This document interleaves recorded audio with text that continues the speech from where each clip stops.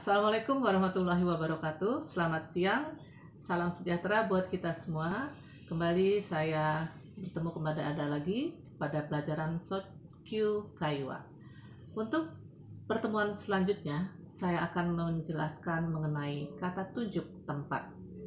Pada materi kali ini, saya akan membahas dua materi. Yang pertama adalah menjelaskan koko, soko, dan asoko, dan kemudian latihan pengucapan angka.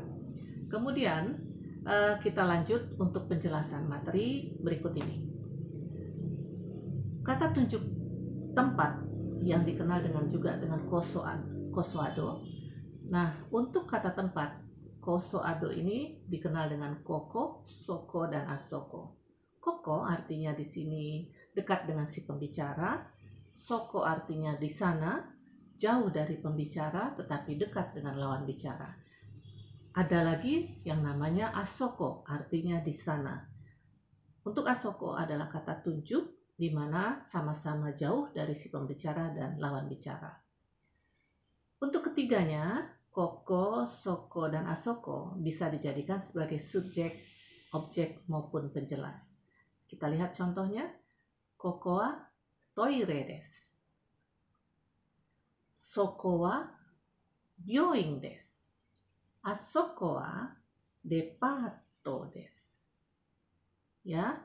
Nah, kemudian intinya koko, soko, asoko adalah bentuk biasa yang bisa menjadi subjek.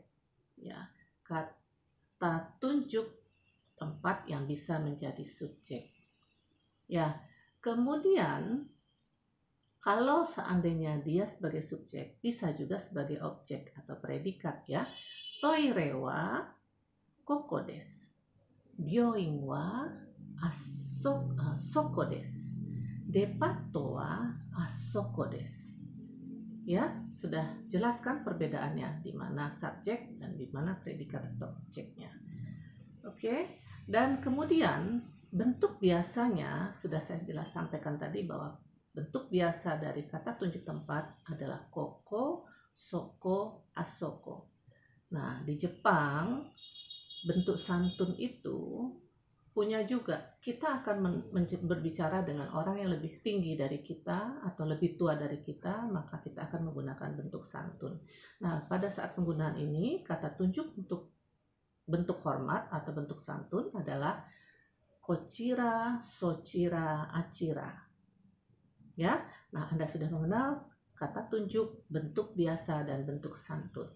Kemudian, koko, soko, asoko juga bisa menjadi penunjuk keberadaan orang dan benda.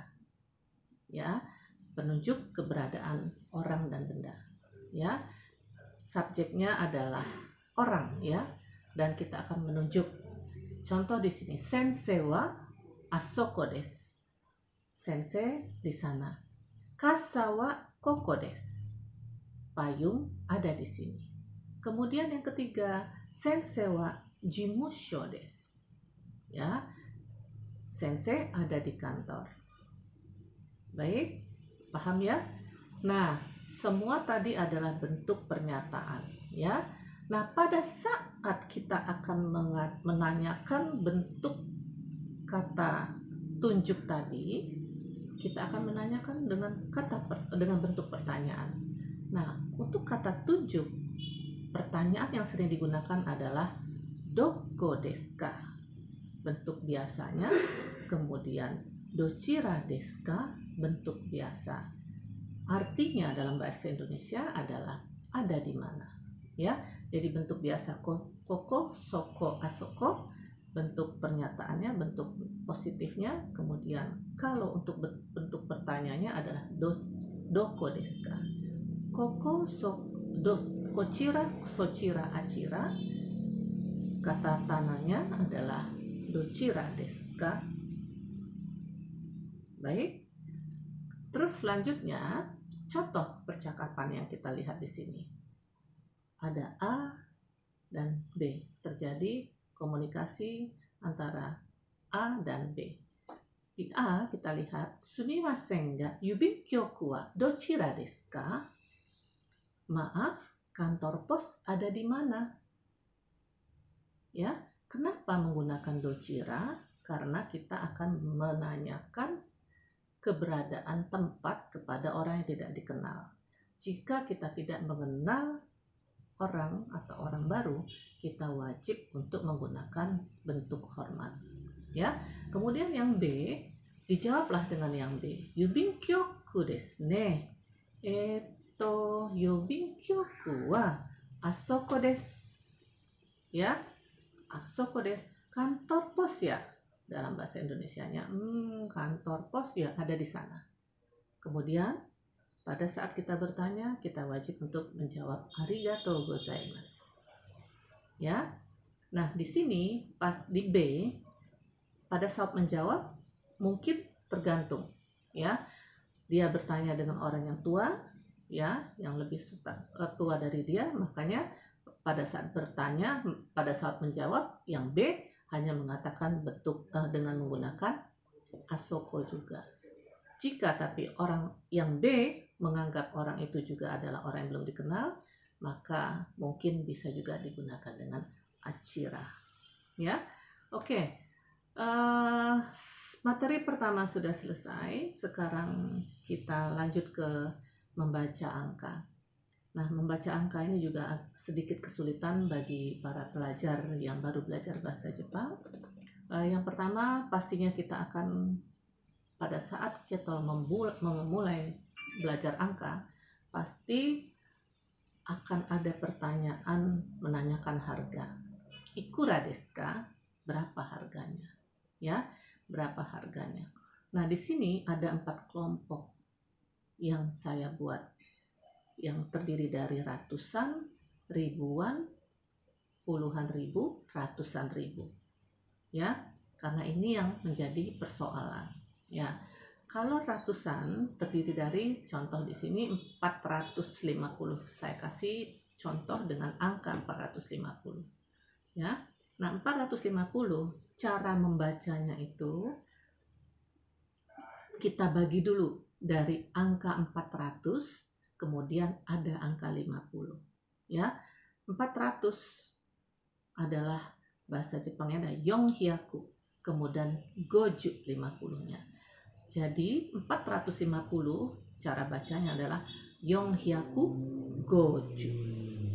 Ya, jadi ratusan dulu dibagi 2, kemudian puluhannya. Oke. Nah, bagaimana yang kalau ribuan? Ribuan kita contohkan di sini ada angka 5.320. Nanti mungkin Anda akan bisa berlatih dengan angka berapa saja. Tapi yang dikelompokkan ratusan, ribuan, puluhan ribu, dan ratusan ribu. Ya.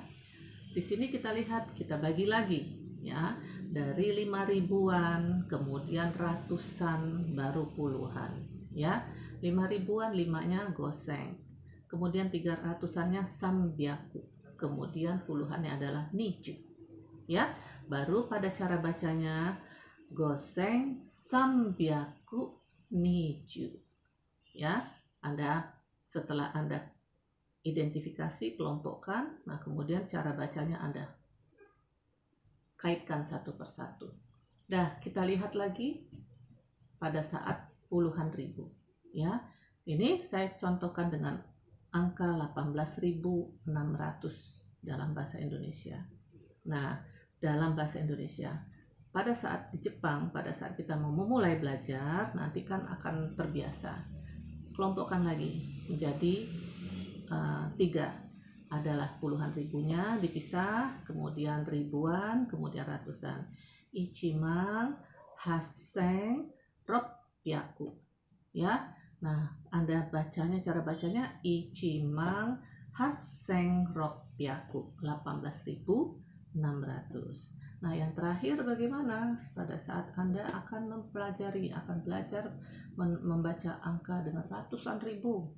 Ya, di sini saya contohkan dengan angka 203.000. 203.000 dibagi kelompok 2, ya. Karena yang nolnya memang lagi kosong, ya. Dibagi 2 dulu, nijumang.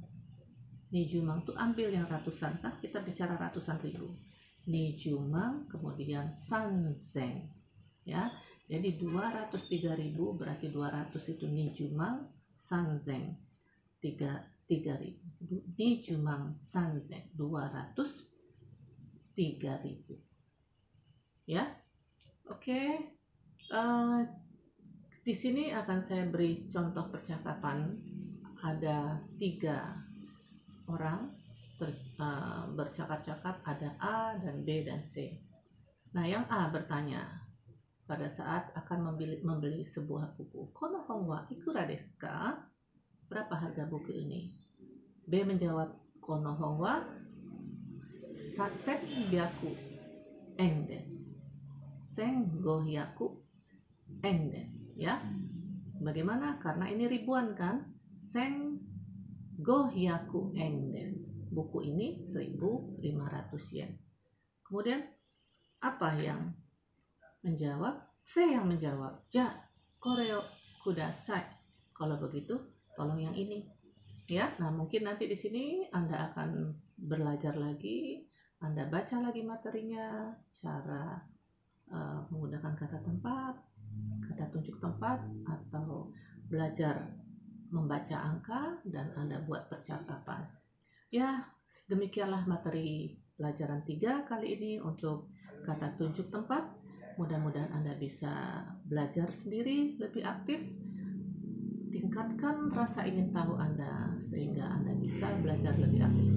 Nah, untuk itu sebelum Anda belajar lebih banyak lagi, saya berikan contoh untuk menonton video ini dulu. Selamat menyaksikan.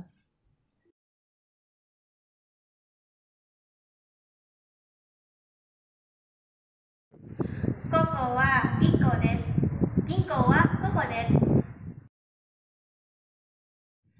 あそこは文化大学です。文化大学はあそこです。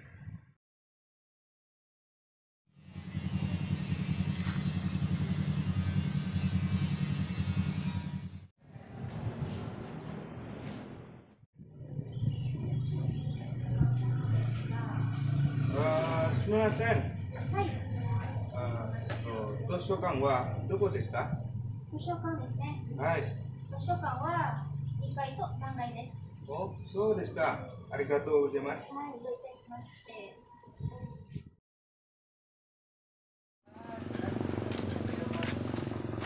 みません。